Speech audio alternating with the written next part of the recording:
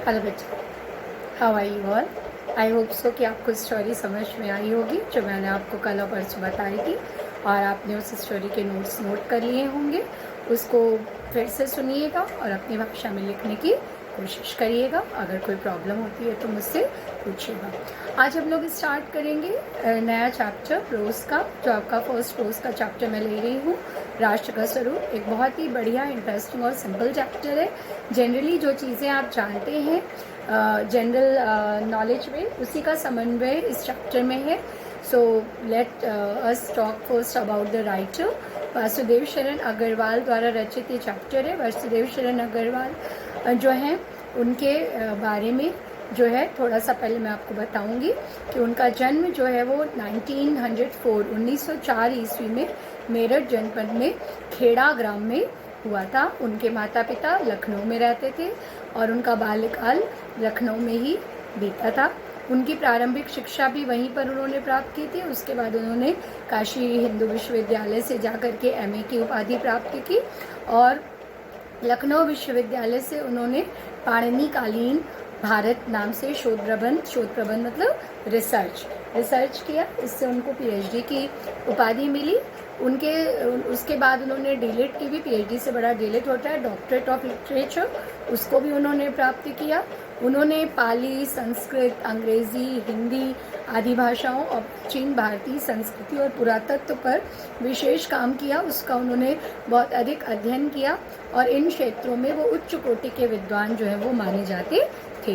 बहुत ही एक विद्वान व्यक्ति, एक मूर्धन्य विद्वानों की श्रेणी में जिन लोगों को रखा जाता है वो थे हिंदी के जो ये प्रकांड पंडित माने जाते थे। इनका जो निधन था वो 1967 में हुआ। इनकी कुछ रचनाओं के नाम आपको पहले बता दूं। इन्होंने निबंध संग्रह लिखे, शोध लिखा इन्होंने पाणिनिकाल भारत, आपको पहले ही मैंने बता दिया है, और कुछ इन्होंने संपादन कार्य भी किया। जो इनके निबंध संग्रह है उसमें पृथ्वीपुत्र, कल्पलता, कला और संस्कृति, कल्पवृक्ष, भारत की एकता, वाग्धारा आदि इनके प्रसिद्ध वो हैं निबंध संग्रह हैं। इन्होंने जायसीकृत पद्मावती की संजीवनी व्याख्या नाम से इस पुस्तक का संपादन किया। इसके बाद इन्होंने बाणभट्ट के हर्षचरित्र का सांस्कृतिक अध्ययन, इसका भी जो है संपादन किया। इनकी भाषा शैली में इनके उत्कृष्ट विद्वता के दर्शन होते हैं, आप ऐसा कह सकते हैं, क्योंकि इनकी भाषा बहुत शुद्ध और परिष्कृत खड़ी बोली है, जिसमें बहुत अधिक सुबोधता है, स्पष्टता है, सहजता है, सरलता है। हम बहुत ही सरल रूप में इनकी भाषा, जो सिंपल हम लोग जो बोलचाल के शब्द हैं उस रूप में इनकी भाषा को देख सकते हैं। बहुत सारे बोलचाल के शब्द जैसे अनगढ़ हो गया, खेड़े हो गया, चिलकले हो गया, इस तरह के शब्दों का प्रयोग इन्होंने अपनी भाषा में किया है और इससे इनकी भाषा में बहुत ही सहजता और सरलता आई है। विषयों की गहनता और गंभीरता के कारण इनकी भाषा कहीं कहीं पर कठिन हो गई है और इन्होंने कहीं कहीं पर क्लिष्ट शब्दों का भी प्रयोग किया है। इन्होंने अपनी भाषा में उर्दू, अंग्रेजी आदि की शब्दावली का भी प्रयोग किया है, मुहावरे और लोकोक्तियों का भी प्रयोग किया है। ठीक है, तो इनकी भाषा में बहुत ही सुबोधता, सरलता, गंभीरता, निष्ठता, परिमार्जित और परिष्कृतता का समावेश है, ऐसा आप इनकी भाषा के लिए कह सकते हैं। ठीक है, so let us start his chapter राष्ट्र के स्वरूप, राष्ट्र का स्वरूप। चैप्टर का नाम है राष्ट्र का स्वरूप। इसकी जो आपको मैंने अभी शॉर्ट में बताई इनकी जीवनी, इसके नोट्स में आपको ये चैप्टर आपको भेज दूंगी इनकी जीवनी का, उससे आप इनकी जीवनी का और गहन अध्ययन कर सकते हैं और उसको याद कर सकते हैं एग्जामिनेशन पॉइंट ऑफ व्यू के लिए। वासुदेव शरण अग्रवाल की जो रचनाएं हैं उनको ज़रूर से पढ़ लीजिएगा, क्योंकि वासुदेव शरण अग्रवाल की जो रचनाएं हैं वो कई बार आपसे एग्ज़ाम में पूछी जाती है कि वासुदेव शरण अग्रवाल की जो रचनाएं हैं वो क्या हैं। ये कई बार आपसे पूछी जाती है। इनकी भाषा के साथ साथ शैली भी आपको बता दूं, शैली की विद्वता भी इनकी दृष्टिगत होती है इनकी बातों में, इनकी चीज़ों में। इन्होंने प्रायः गंभीर और चिंतनपूर्ण शैली का प्रयोग किया है।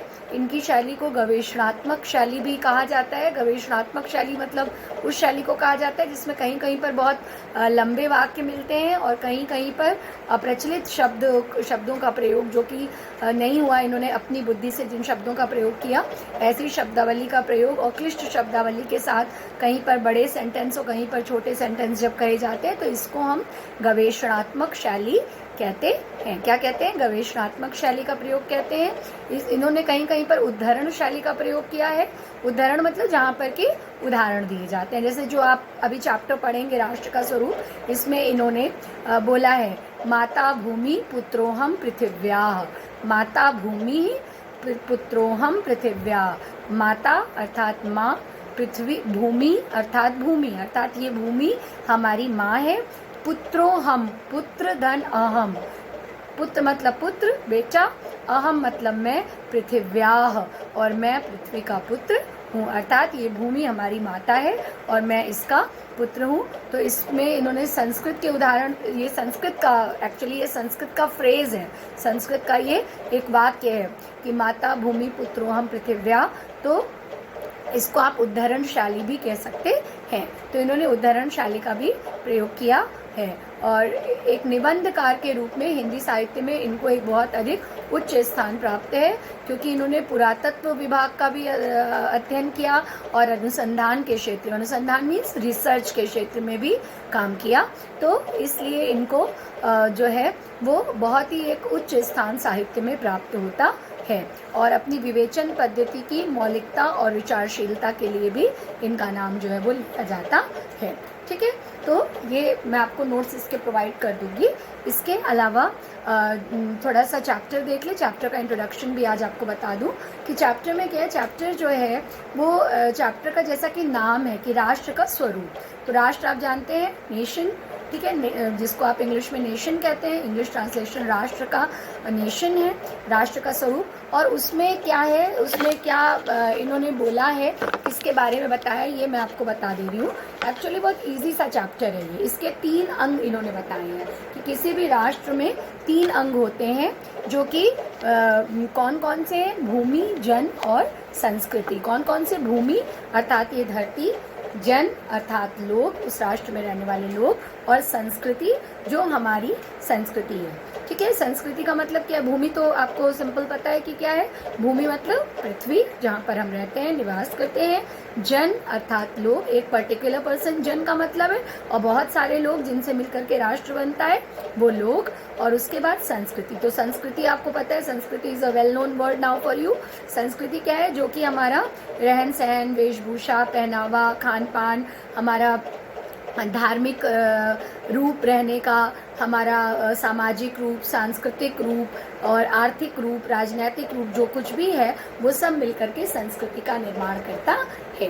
तो ये क्या कहते हैं इसमें, राष्ट्र के स्वरूप में इन्होंने इस बात को कहा है कि राष्ट्र का किसी भी राष्ट्र का जो स्वरूप है, स्वरूप मतलब उसका पूरा स्ट्रक्चर, वो 3 चीज़ों से मिलकर के बना होता है। इस चैप्टर की आपको पहले मैं समरी बता दे रही हूँ, तो आपको चैप्टर समझने में बहुत आसानी होगी कि इन्होंने कहा है कि कोई भी राष्ट्र का जो निर्माण होता है वो कैसे होता है। राष्ट्र का निर्माण ये कहते हैं कि 3 तत्वों को मिला करके होता है, या आप इनको अंग भी कह सकते हैं कि किसी भी राष्ट्र के निर्माण में 3 अंगों का होना अत्यावश्यक है। और वो 3 अंग कौन कौन से हैं? पहला भूमि, दूसरा जन और तीसरा संस्कृति। कि किसी भी राष्ट्र का निर्माण उस देश की या उस राष्ट्र की भूमि से, वहाँ के लोगों से और वहाँ की संस्कृति से होता है। अगर हम इन तीनों अंगों में से किसी भी एक अंग को दूर कर देते हैं या किसी भी एक अंग को हटा देते हैं तो हम राष्ट्र का निर्माण नहीं कर पाएंगे। कैसे? इसका क्या मतलब हुआ? इसका मतलब ये हुआ कि जैसे मान लीजिए हमारे पास, इसको आप ऐसे समझ सकते हैं तो आपको आगे चैप्टर समझने में भी आसानी होगी। जैसे मान लीजिए हम ये कहते हैं कि हमारे पास भूमि बहुत अधिक है, ठीक है, हमारे पास बहुत अधिक भूमि है और हमारे राष्ट्र के लोग भी बहुत अधिक संस्कृतिशील हैं, बहुत अधिक संस्कृतिवान हैं, लेकिन हमारे पास लोग ही नहीं। हमारे जो लोग हैं वो विदेश चले गए हैं या हमारे राष्ट्र में लोग हैं ही नहीं। तो क्या हम उस राष्ट्र की परिकल्पना कर सकते हैं? बिल्कुल भी नहीं कर सकते हैं। तो इसी तरह से यदि हमारे पास लोग बहुत अधिक हैं और वो बहुत अधिक संस्कृतिशील, संस्कृति मतलब क्या है, आचार व्यवहार, रहन सहन, खान पान, हमारा बोलना चालना, हमारी वेशभूषा, हम किस तरह से अपने दूसरों से बात करते हैं, हम किस तरह से कपड़े पहनते हैं, किस तरह से हम एक दूसरे के साथ अपने संबंध स्थापित करते हैं, ये सारी चीज़ें हमारी संस्कृति में आती हैं। तो अगर हम कहते हैं कि हमारे पास बहुत अधिक लोग हैं, ठीक है, और बहुत संस्कृतिवान भी हैं, लेकिन हमारे पास रहने को भूमि नहीं है, तो क्या हम एक राष्ट्र की परिकल्पना कर सकते हैं? कदापि नहीं, बिल्कुल नहीं। अभी अगर आप चाहें तो इसको आज के इस दौर से भी, ये कोरोना के दौर से जोड़ सकते हैं। आप देख रहे हैं कि यहाँ पे इस समय सबसे बड़ी जो मुसीबत है वो राष्ट्र के सामने क्या आ रही है? मजदूरों की। हम और आप बेटा बहुत लकी हैं। We should thank God 1000 millions times, जितना रोज़ हर पल हम ईश्वर को धन्यवाद दे सकें उतना हमारे लिए अच्छा होगा कि एटलीस्ट हम और आप अपने घर में सेफ और साउंड रह रहे हैं। आप एक बार उन मज़दूरों के बारे में सोचिए जो अपने घर को, परिवार को छोड़ करके दूसरी जगह गए हैं और इतना चाहते हुए भी सरकार उनके घर पहुंचने का या उनके खान पान का या वो सुरक्षित घर पहुंच जा रहे हैं, ऐसा पूरी तरह से 100% नहीं हो पा रहा है। हो रहा है, सरकार भी कोशिश कर रही है, केंद्र सरकार भी कोशिश कर रही है, राज्य सरकार भी कोशिश कर रही है, लोग भी कोशिश कर रहे हैं, बहुत से स्वयंसेवी संस्थान भी कोशिश कर रहे हैं, लेकिन फिर भी हम ये नहीं कह सकते कि 100% मजदूर अपने घर वापस पहुंच जा रहे हैं। तो आज उनके पास सबसे बड़ी जो समस्या है वो रहने की समस्या है। तो आप इस बात से समझ सकते हैं कि एक राष्ट्र के लिए भूमि जो है वो कितनी अधिक इम्पॉर्टेंट है। हमारी, इसको आप इससे भी जोड़ सकते हैं कि हमारी जो राजनीतिक लड़ाइयाँ हैं दूसरे देशों के साथ, चाहे वो पाकिस्तान के साथ हो, चाहे वो चाइना बॉर्डर पर हो, चाहे वो नेपाल बॉर्डर पर हो, अभी आप न्यूज़ में सुन रहे होंगे कि सब इधर उधर से सारे लोग जो हैं वो अपनी अपनी सीमाओं की बात जो है वो भारत से कर रहे हैं, ठीक है। तो ये सारी चीज़ें क्यों परेशान करती हैं भारत के लोगों को या भारत की सरकार को या भारत के जो मूर्धन्य विद्वान हैं उनको? क्योंकि देश के लिए, देश की सत्ता के लिए राष्ट्र की भूमि होना बहुत ज़रूरी है, ठीक है। इसी तरह से एक और भी चीज़ होगी कि यदि हमारे पास बहुत ढेर सारी भूमि होगी और हमारे पास लोग भी बहुत अधिक होंगे, ठीक है, लेकिन लोगों में संस्कृति नहीं होगी, लोगों में रहन सहन कैसा होना चाहिए, भाषा कैसी प्रयोग करनी चाहिए, एक दूसरे से बातचीत का तरीका कैसा होना चाहिए, वो लोग हम एक दूसरे से किस तरह से प्रेम पूर्वक संबंध बना करके रखें, हम किस तरह के कपड़े वेशभूषा धारण करें, अगर इन सब चीज़ों का हमें ख्याल नहीं होगा। और जैसा कि आप जानते हैं कि भारत एक धर्मनिरपेक्ष राष्ट्र है जिसमें सभी धर्मों के लोग, चाहे वे हिंदू हों, चाहे मुसलमान हों, चाहे सिख हों, चाहे ईसाई हों, चाहे जैन हों, चाहे बौद्ध हों, चाहे पारसी हों, सभी धर्मों के लोग बहुत ही प्रेम और एकजुटता से रहते हैं। लेकिन यदि आप एक पल के लिए संकल्पना कीजिए, एक पल के लिए कल्पना कीजिए कि यदि हमारे देश से आपसी लोगों के मन से ये आपसी प्रेम हट जाए तो क्या होगा?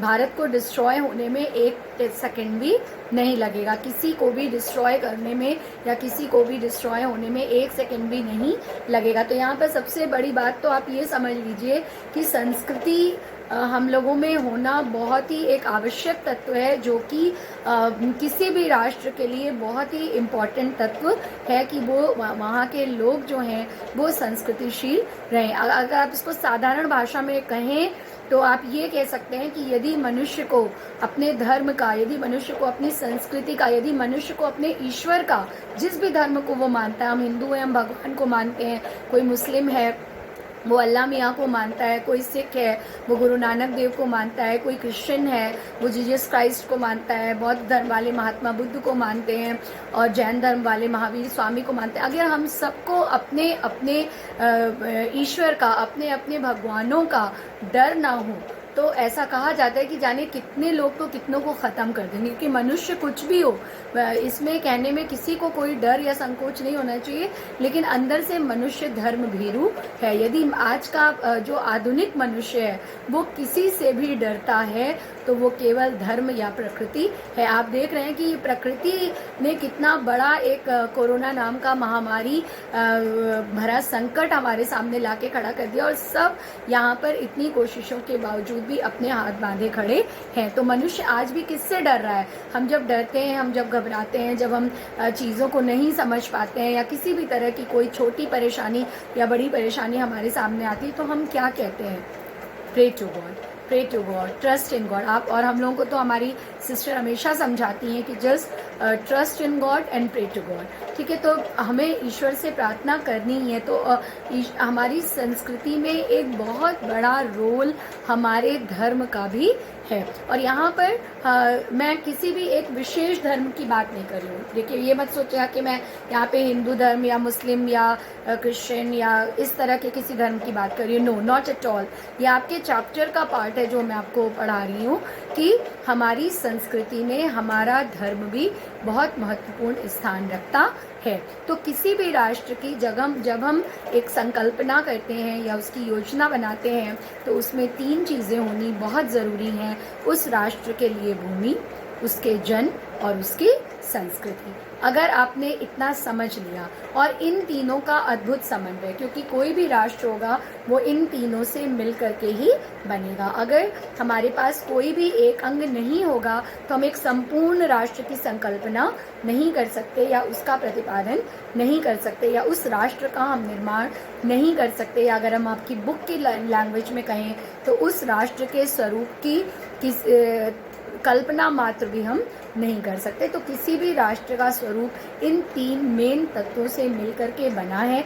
अब ये 3 मुख्य तत्व, चाहे वो भूमि हो, चाहे वो जन हो, चाहे वो संस्कृति हो, किसी भी राष्ट्र की प्रगति में, राष्ट्र के निर्माण में, राष्ट्र को आगे बढ़ाने में, राष्ट्र में आई परेशानियों को हल करने में और राष्ट्र को पुनर्निर्मित करने में किस तरह से अपनी भूमिका निभाते हैं, और किस तरह से हमको एक जन के रूप में अपनी भूमिका को समझना चाहिए। चाहे वो इस राष्ट्र की भूमि के लिए हमारा कर्तव्य हो, चाहे स्वयं अपने प्रति हमारा कर्तव्य हो, और चाहे अपनी संस्कृति के प्रति हमारा कर्तव्य हो, क्या वास्तव में होना चाहिए, वही इस चैप्टर में आपको बताया गया है। So I hope so that you have understood what is we will study in the chapter का मेन कंटेंट आपको समझ में आ गया होगा। आई होप सो कि 3 अंग हैं राष्ट्र के। मैं फिर से रिवाइज कर दे रही हूँ कि 3 राष्ट्र के अंग हैं, भूमि, जन और संस्कृति, और इन तीनों से मिलकर के ही एक राष्ट्र का निर्माण हो सकता है, या हम एक राष्ट्र की संकल्पना कर सकते हैं, या राष्ट्र के स्वरूप का निर्माण होता है। इन तीनों के बिना कोई भी राष्ट्र की परिकल्पना हम नहीं कर सकते हैं, और इसी को इस चैप्टर में हम आगे पढ़ेंगे। तो आज मैंने आपको वासुदेव शरण अग्रवाल, जो इनके लेखक हैं, उनके बारे में बताया है, और इसके बाद आपको चैप्टर की समरी भी समझा दी है। सो आई होप सो कि जब हम चैप्टर पढ़ेंगे तो आपको ज़्यादा समझ में आएगा। इसमें मैं आपको PDF पूरा चैप्टर का भेज दे रही हूँ, ठीक है, और इसे आप पढ़िएगा। आज मैं आपको जीवनी भेज रही हूँ, कल मैं आपको इसका PDF भेज दूँगी। आप चैप्टर को साथ साथ में मेरे पढ़िएगा, और जो मुख्य रूप से एक तरह से मैंने आपको पूरा चैप्टर पढ़ा दिया, सो यू बी हैप्पी कि एक तरह से मैंने आपको पूरा चैप्टर पढ़ा दिया, लेकिन फिर भी जो मेन कंटेंट हमारे होते हैं राष्ट्र के निर्माण में, वो मैं आपको कल और परसों 2 दिन में बताऊंगी। तो ये चैप्टर हमारा कंप्लीट हो जाएगा, और इसके बाद हम रॉबर्ट्स नर्सिंग होम में ये चैप्टर लेंगे। दोनों चैप्टर इम्पॉर्टेंट हैं, दोनों चैप्टर बोर्ड में कई बार पूछे जाते हैं, तो दोनों ही चैप्टर्स को आपको बहुत अच्छे तरीके से तैयार करना है। So prepare your notes and just see the autobiography of the writer. लेखक की जीवनी आप पढ़िए। अगर किसी भी तरह की कोई भी प्रॉब्लम आती है तो प्लीज़ आस्क। Thank you.